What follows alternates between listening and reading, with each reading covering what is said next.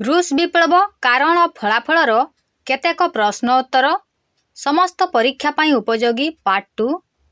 पिलामाने Russia रे जेतेबेले शिल्प विप्लव हैला सेतेबेले सेठाकार समाज और श्रमिक माननको उपरे कौन प्रभाव पड़ुथिला चलंतु एहाकु प्रश्न उत्तर माध्यम रे गोटिए पर गोटिए बुझिबा।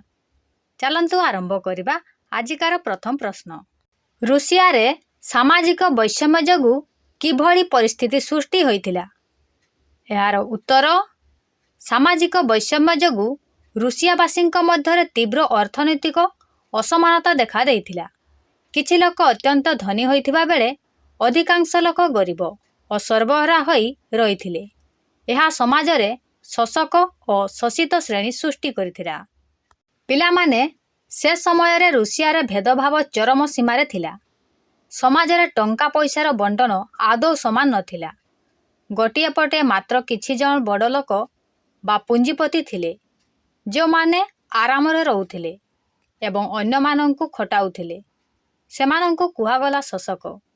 अन्य पटे लक्ष लक्ष गरीब चाषी और श्रमिक थिले जो माने दिन राति झाड़ बुहाई काम करुथिले मध्य सेमानंकु खाइबाकु मिलु नथिला।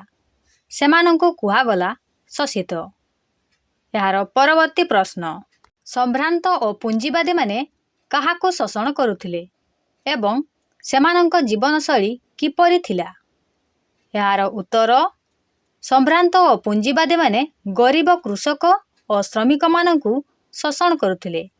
सेमाने निजे विलास व्यसन रे काल काटुथिले। पिलामाने से समयर संभ्रांत और पुंजीवादी माने हेउचंती बड़ बड़ जमीदार एवं कारखानार धनी मालिक। सेमाने निजे शारीरिक परिश्रम आदौ करू नथिले किंतु सेमाने गरीब चाषी और श्रमिक माननक दिन रातिर रक्त झाड़ बुहा पैसा बड़ बड़ प्रासाद रे रहुथिले एवं मौज करुथिले। अथच जो माने प्रकृत काम करुथिले सेही गरीब लोकंकु शोषण करा जाउथिला एवं सेमानंकु दुई ओली पेट पूरा खाइबाकु मध्य मिलु नथिला। यार परवर्ती प्रश्न। जार द्वितीय अलेक्जेंडर केबे कृषिवृत्त प्रथा उच्छेद करथिले एवं यार परिणाम कौन होइथिला?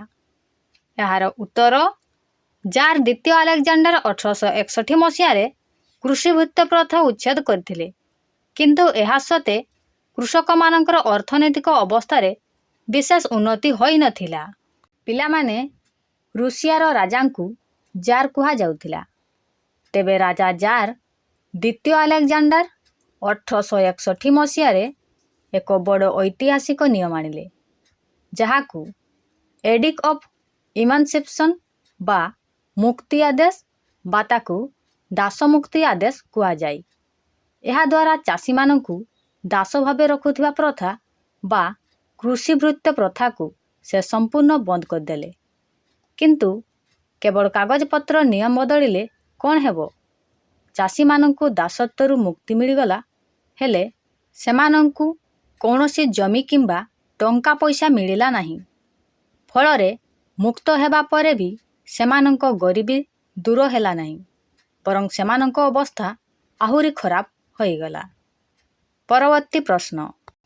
कृषक माननक आर्थिक अवस्था दुर्बल हेबार मुख्य कारण कौन थिला?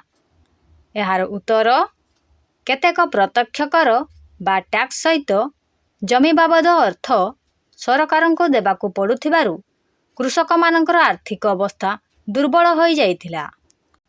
पिलामाने चाषी माने राजांको नियम अनुसार दासत्वरु तो मुक्त होई गले किंतु सरकार सेमानंको उपरे एमिति किछि नुआ बोझ लदी देले जे सेमाने आहुरी हैरान हेले। प्रथमे सेमानंकु सरकारंकु सीधासळख टैक्स बा प्रत्यक्ष कर देबाकू पड़ुथिला।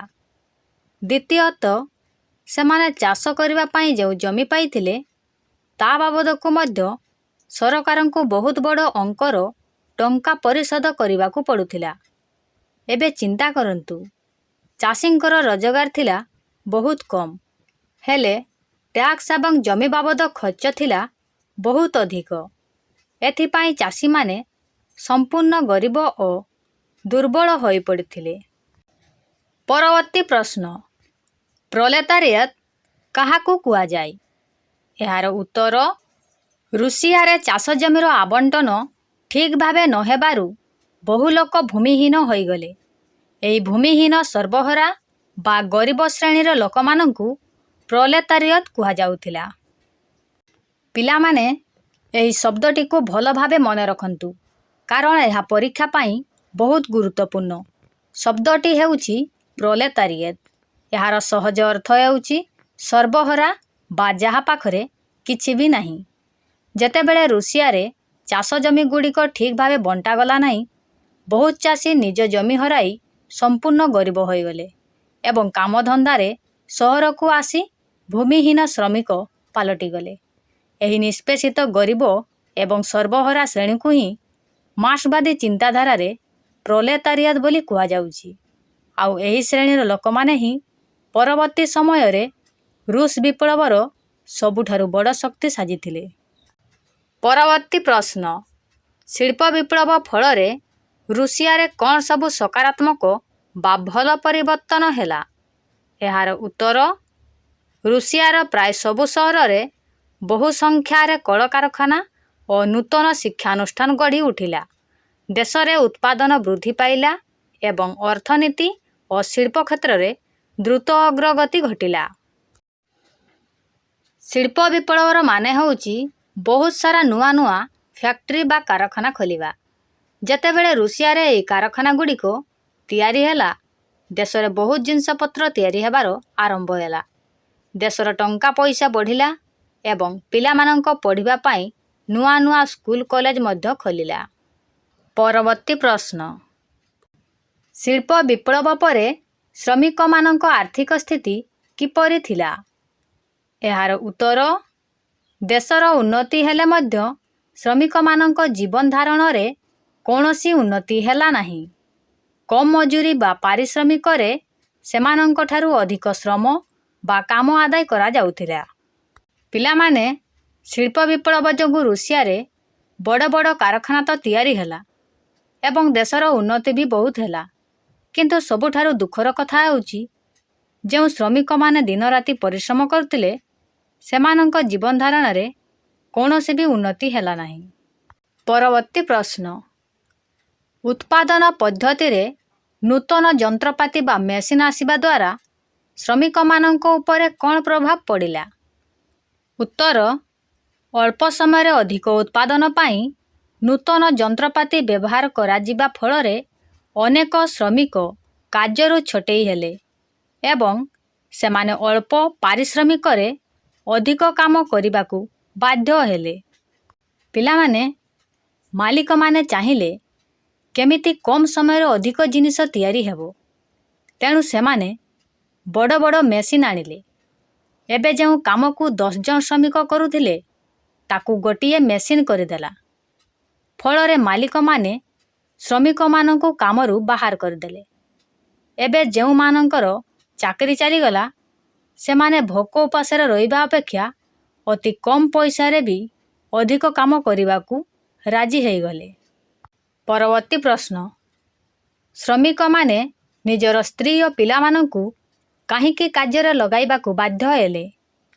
ଏହାର ଉତ୍ତର, ସାମାନ୍ୟ ମଜୁରୀରେ ପରିବାର ପୋଷଣ ସମ୍ଭବ ନ ହେବାରୁ ସେମାନେ ନିଜର ସ୍ତ୍ରୀ ଓ ପିଲାମାନଙ୍କୁ ମଧ୍ୟ ଶ୍ରମିକ ଭାବେ କାର୍ଯ୍ୟରେ ଲଗାଇବାକୁ ବାଧ୍ୟ ହେଲେ।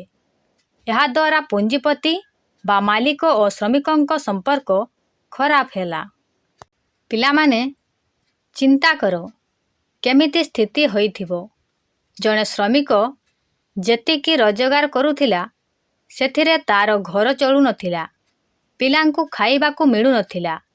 ତେଣୁ ବାଧ୍ୟ ହୋଇ ଘରର ମହିଳା ଏବଂ ଛୋଟ ଛୋଟ ପିଲାମାନେ ମଧ୍ୟ କାରଖାନାକୁ କାମ କରିବାକୁ ଗଲେ। ଏହା ଦେଖି ଶ୍ରମିକମାନଙ୍କ ମଧ୍ୟରେ ମାଲିକ ଓ ପୁଞ୍ଜିପତିମାନଙ୍କ ପ୍ରତି ତୀବ୍ର ରାଗ ଓ ଅସନ୍ତୋଷ ସୃଷ୍ଟି ହେଲା।